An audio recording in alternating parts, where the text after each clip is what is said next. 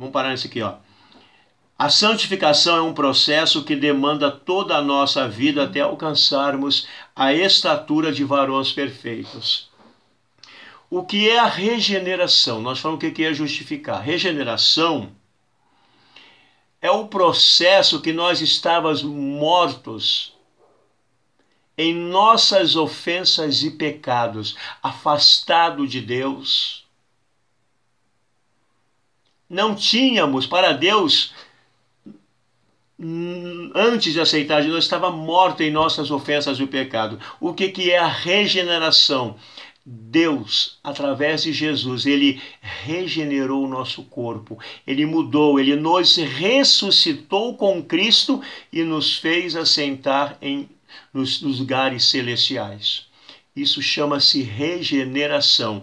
A partir da regeneração, quando aceita Jesus, nós somos justificados e a partir da justificação, nós passamos a um processo de santificação, que é um processo a longo prazo. Ele se faz presente na hora que aceita Jesus, mas é um processo que nós vamos chegar à estatura de Cristo, a varão perfeito. Então, é um processo em toda a nossa vida. Por isso, nós não devemos olhar para o mundo, porque o mundo está no maligno, cheio de pecado, com seus usos e costumes. Mas a igreja, ela foi chamada para morar no céu. A igreja é um povo santo. Pedro vai dizer que nós somos a geração eleita, povo santo, adquirido, sacerdotes. Então essa faz a diferença como igreja e isso faz parte da santificação. Ao contrário da regeneração, que é um ato instantâneo, a santificação é um processo que demanda toda a nossa vida até alcançarmos a estatura de varões perfeitos. Quer dizer, dura a vida toda até alcançarmos, até Jesus arrebatar a igreja. E sem essa santificação, lá em Hebreus vai dizer que sem a santificação ninguém verá o Senhor. Tá? Então o item 1 diz assim, ó, a santificação como posicionamento. O que é o posicionamento? É um ato, processo ou efeito de se posicionar, opinião, posição quanto a algum assunto. Quer dizer, eu aceitei Jesus agora, então a minha posição é ser santo. Então você se posiciona como santo e vai seguir nesse processo aqui. No exato instante de sua conversão, o pecador arrependido passa a ser visto não apenas como justo, né, mas também como santo por Deus e pela igreja. É assim que nós temos que ver uns aos outros, né? Quando nós passamos a ver isso aqui, as coisas mudam da igreja, viu? Já separado do mundo, torna-se propriedade exclusiva do Senhor. Separados do mundo, somos propriedade exclusiva do Senhor. Certo? Então, se nós somos de Deus, temos que ser santo igual a Deus. Esse é o processo, não é? Posicionalmente, é santo, embora esteja ainda em processo de santificação. Quer dizer, eu aceitei Jesus, eu sou santo, mas daqui até Jesus voltar, eu tenho que ir me santificando, né? Uma vez fiquei e acabou. Não existe isso não, tá? Porque a Bíblia diz que Satanás anda ao derredor de vós, bramando como leão, procurando a quem possa tragar. A Bíblia diz, não des lugar ao diabo. Tá? Por isso nós temos que, Jesus disse, olhai, vigiai e orai para que não entreis em tentação. O espírito está pronto, mas a carne é fraca. Então tomemos cuidado com isso aqui, tá? E o item 2 diz assim, ó, santificação como processo, né? Então ela veio como posicionamento, agora como processo. O novo homem em Cristo, ainda que seja visto como santo, e realmente terá de submeter-se a um longo e disciplinado processo de santificação. É a nossa vida no nosso dia a dia. E isso nós só podemos praticar e fazer esse processo aqui quando nós estamos aprendendo a palavra de Deus. Quando nós estamos no culto para aprender, ler e aprender. não é? Daquilo que Deus nos manda fazer como igreja. Então, há um longo disciplinado e processo de santificação, até que venha a alcançar a estatura de filho de Deus. Isso vai se dar no arrebatamento. Na santificação do homem, a palavra de Deus é imprescindível. Como eu falei aqui, sem Bíblia, irmãos, sem nós estar com a nossa vida aqui dentro da palavra de Deus, é impossível a santificação. Porque o salmista, ele diz assim: eu escondi a tua palavra no meu coração para eu não pecar contra ti. Quando nós vivemos essa palavra, quando nós a praticamos, pensamos o tempo todo, nós temos ela no coração e nós não nos contaminamos com coisas que não se devem com esse mundo aqui, né? Então, na santificação do novo homem, a palavra de Deus é imprescindível, pois nos conduz ao ideal cristão. A Bíblia é a bússola que conduz o cristão ao céu.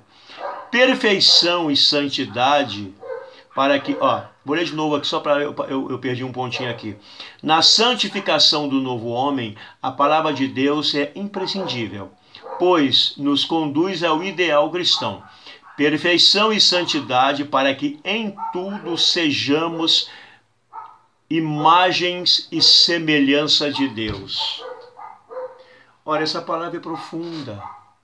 Muito, para ser imagem e semelhança de Deus. Jesus, ele foi o homem perfeito porque, sendo Deus, 100% Deus, 100% homem, como homem, ele nunca deixou a desejar. Foi tentado? Foi. A Bíblia fala que em tudo ele foi tentado, não é? Então nós temos que ser, em tudo, a imagem e semelhança de Deus. E Deus exigiu de Abraão: ande na minha presença e ser perfeito, né? E tem vários versículos bíblicos que falam isso aqui. Agora, já para terminar aqui no item 3, o tópico 3. Santificação é a vontade de Deus no novo homem.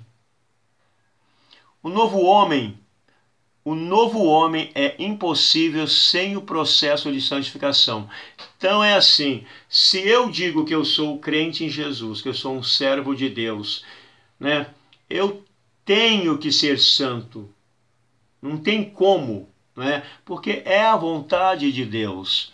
Então, quanto mais nos santificarmos, quer dizer, quanto mais lemos Bíblia, ir para a igreja, para os cultos, não para fazer número, mas para aprender a palavra de Deus, para estar em comunhão, para adorar a Deus, não é? E diz assim: quanto mais nos santificarmos, mais parecido nos tornamos com o Senhor Jesus. Somos seus imitadores. Logo, devemos ver a santificação como a vontade suprema de Deus para a nossa vida. Então não tem como nós fugirmos a esta regra que se chama santificação para a vida cristã. Porque apesar de homens condenados pelo pecado, Jesus, ele morreu por mim, por você, nós aceitamos, fomos regenerados, justificados, agora o processo de salvação da nossa vida. Para daqui, é só daqui entrar no céu. Ou seja, através do arrebatamento ou através da morte física, né? Então, mas se pecarmos, o sangue de Jesus Cristo nos purifica de toda a injustiça e pecado. Está lá em 1 João, capítulo 1, versículo 7. Né? Mas não nos habituemos ao pecado. Porque se nos habituarmos, Jesus pode aparecer a qualquer momento, nós ficar aqui. Ou essa vida aqui ser tirada, porque nós não sabemos quanto tempo nós podemos estiver no pecado, vamos perder a nossa salvação. Porque nós não podemos se habituar, acostumar com ele. Toda hora pedindo perdão, certo? Mas ter uma vida reta e diante de Deus. Que a igreja de Cristo, veja essa observação aqui, eu gosto disso. Que a igreja de Cristo volte a pregar. Ele está dizendo aqui, essa pregação é ensinar. Com mais instância, porque deixamos de fazer isso. E urgência, a doutrina da santificação. Por quê, irmãos? Porque a igreja está numa situação precária em relação à santificação. está como no tempo dos juízes, cada um fazendo aquilo que lhe parece bem aos seus olhos. Não há mais uma obediência irrestrita à palavra de Deus.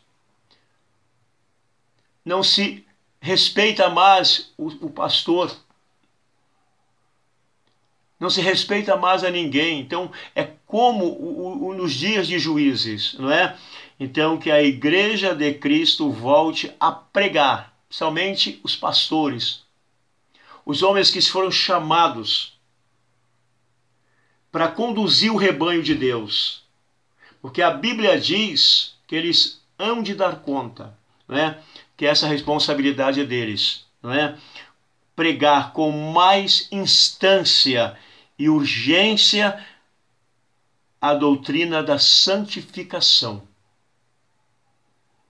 Nenhum impuro ou profano entrará na Jerusalém celeste. Aqui tem a referência, Apocalipse capítulo 1, versículo 8.